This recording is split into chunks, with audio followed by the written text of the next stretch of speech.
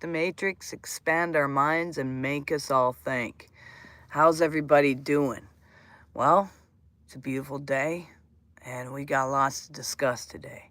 But first, before we get going, let's do something simple. Let's take a deep breath. And let's hold it. And let's let it go. Let's take another deep breath. Hold it. Let it go.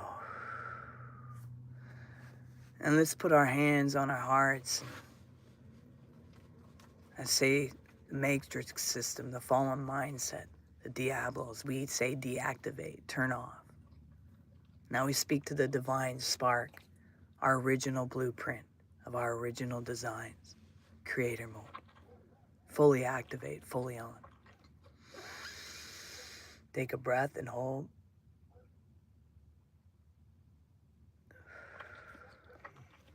So, what if the deepest battle for your peace is not happening outside of you, but inside of you? And what if no one can truly disrupt your emotions without permission? I mean, not because people never do hurtful things. I mean, that happens. But because anger, resentment, and hurt are not created by them alone.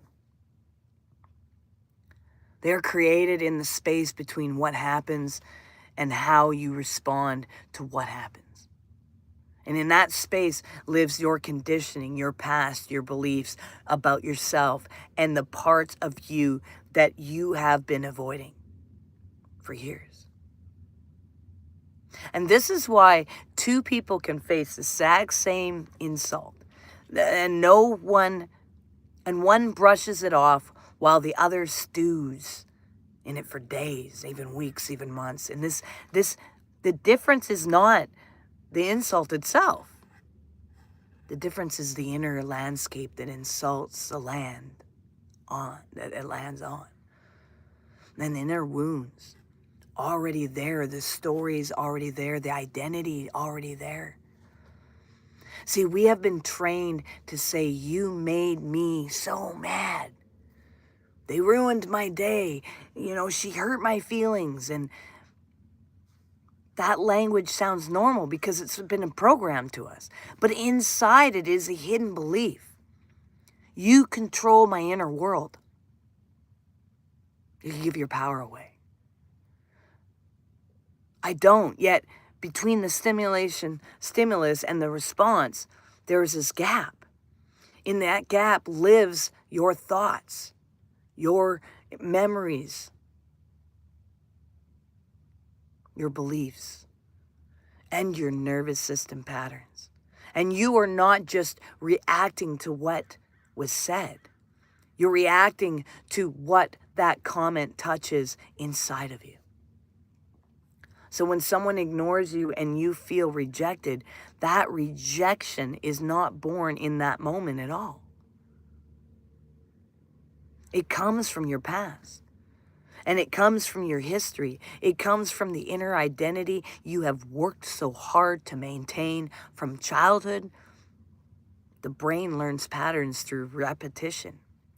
I mean, what to fear, what to expect, what to believe about love, safety, worth. I mean, families taught us this, schools, churches, cultures, all these imprints, beliefs were imprinted into you.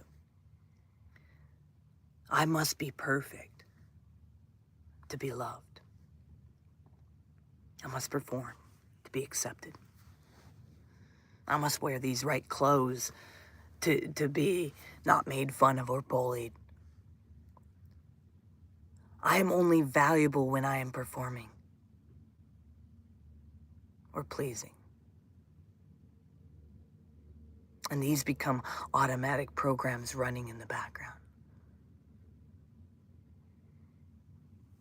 Gnostic speaks of a fallen mindset. I call it the shadow matrix. And it keeps you asleep. reactive, fearful, and identified with a false self. This matrix does not just live in the system outside of you. It lives in the conditioning inside your nervous system, whispering who you must be. Who you must be to survive. So when someone does not text back, on the surface, it's just a missing message. But inside, the story becomes, I'm not important enough. They're losing interest. I always get abandoned. The pain is not only in silence. The pain is in the story that silence meets. And most people never question that even. They think they are simply reacting to reality when in truth they are reacting to their own unresolved history. They replay events not because of what happened in that moment, but because of what the mirrors in them are speaking. This is why we are constantly so distracted we never have time to pay attention and gaze into the mirror to see.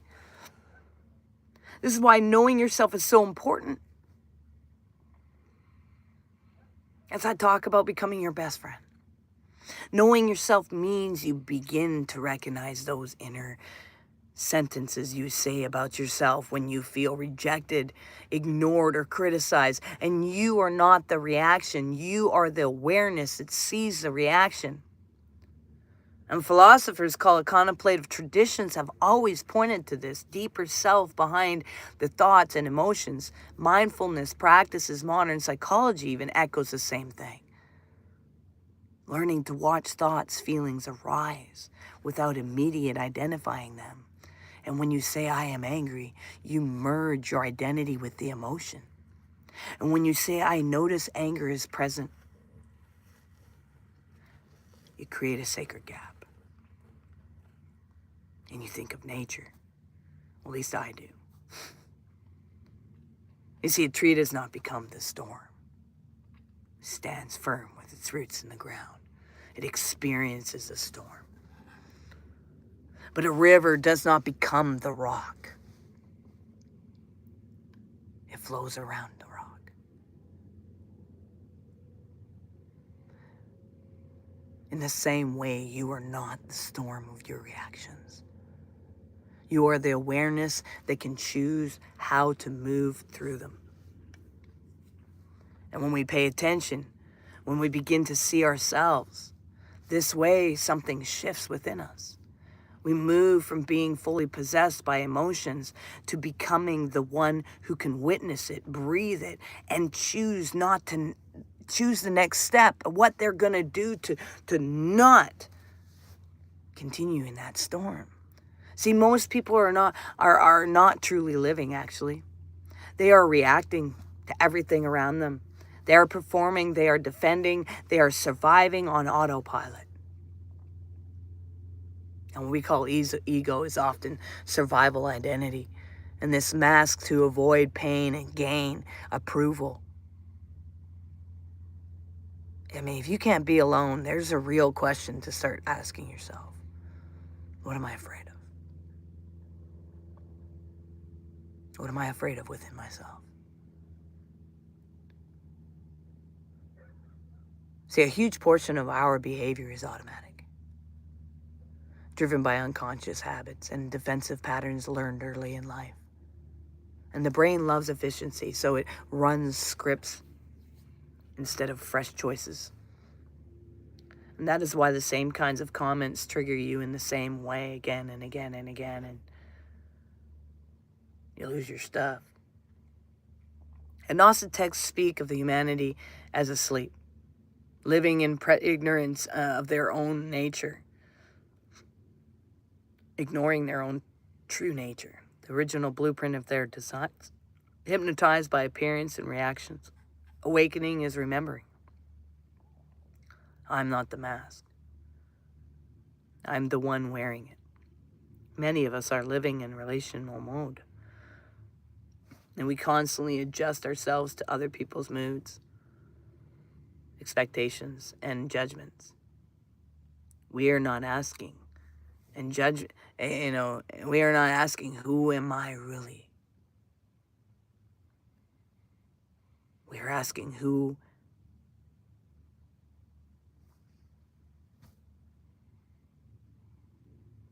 we are asking the wrong questions.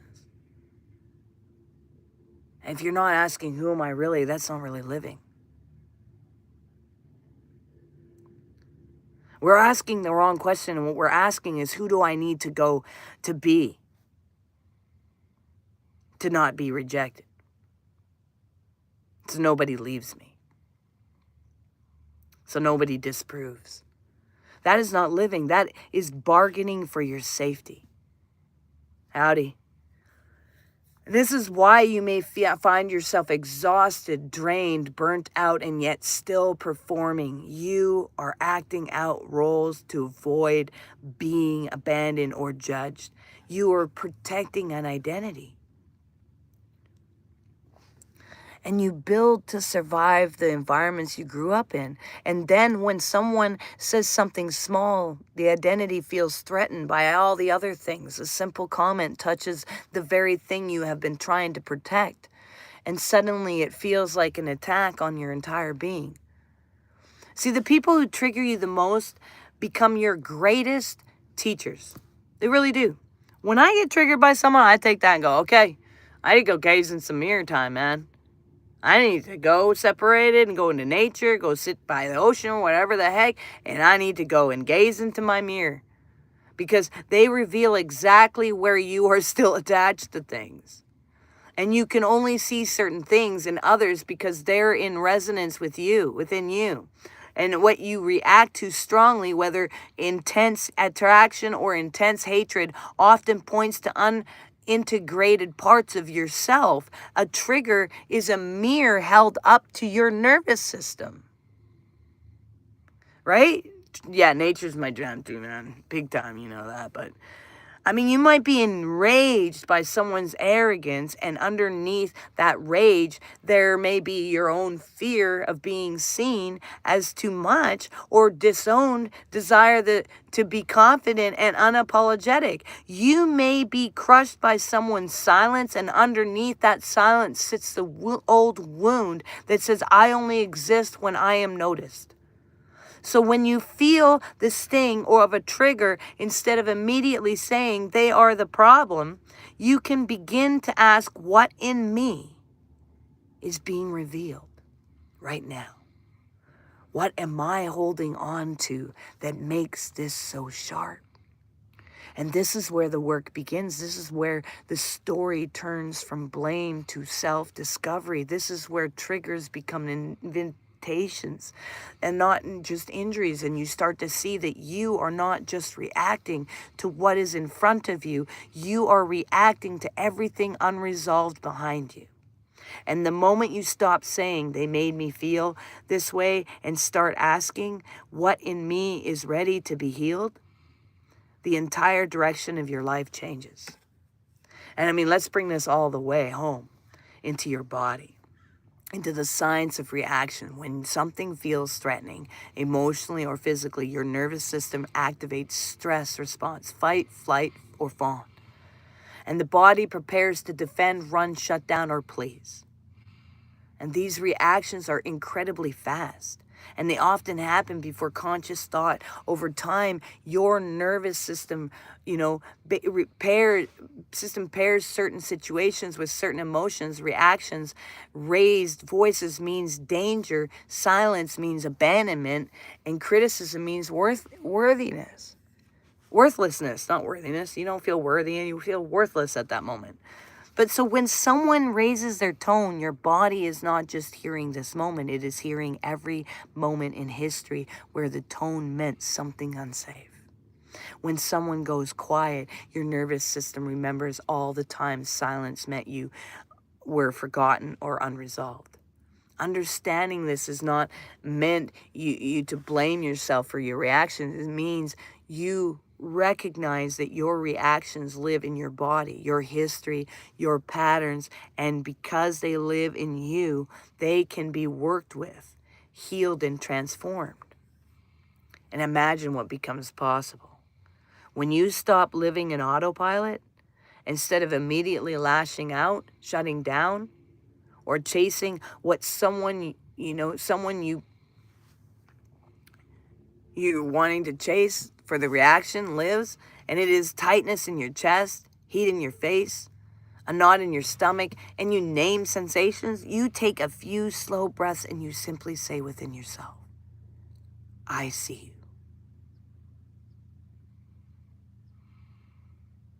And in that moment, you are teaching your nervous system that awareness is not automatic. Reaction is now in change. And this is what knowing yourself looks like in practice. Ancient wisdom, agnostics and otherwise, keeps returning to a single call. Know thyself, not control thy neighbor, not to fix thy partner, not rewrite the past. Know thyself.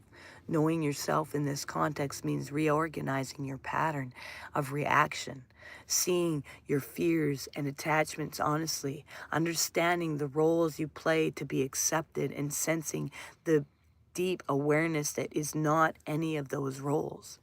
We were conditioned in families, schools, churches, sports, and societies. We were given identities, roles, expectations, and scripts. This web of conscious conditioning is like a matrix designed to keep you reactive, fearful, and easily directed. A reactive human being is much easier to control than a grounded, self-aware one. And when you begin to know yourself, you begin stepping outside that matrix. You stop being a puppet pulled by strings of fear and approval, and you begin to sense that your worth did not come from those systems in the first place. Inner freedom does not mean nothing even hurts. It does not mean you ever feel angry or sadness. It means nothing owns you. You might feel pain, but you no longer hand your identity to it. You might feel anger, but you no longer let that anger dictate your next move. You start to live from a deeper center that is not constantly negotiating with the world for permission to feel worthy or safe. You cannot control what others say about you. You cannot control how they see you. You cannot control their wounds, their trauma, their projection, their reactions, but you can control what you focus on. How long you replay an event in your mind, whether you respond or react, whether you make their behavior your identity. Your power lives there in what you do with yourselves and what they did, not in what they did to itself. You don't have to respond to what they're doing. It's not yours, but it's there as a teacher for you. I think of a mountain, for instance. This is where we hit nature, because, again, nature's our place. Actually, you like it too, but think of a mountain where weather hits it, rain comes, storms, sun, snow, but the mountain does not chase after the clouds to correct them. Doesn't go, hey, yo, don't be whacking me with that stuff. It remains what it is.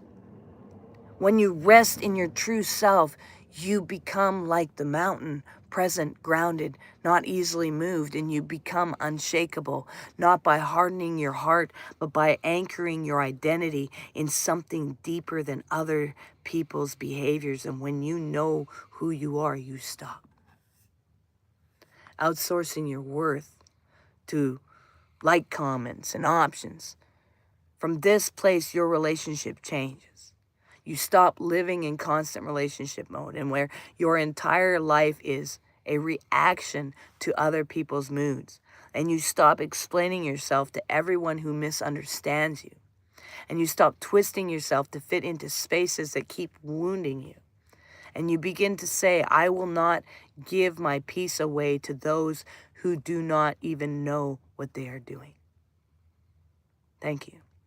And you learn that it is okay to walk away, not in bitterness, but to go gaze in the mirror and find yourself again. And most of what you think is you is actually, most of what you think is you is not actually you. It is the conditioning, programming, inherited beliefs, and old survival strategies and patterns.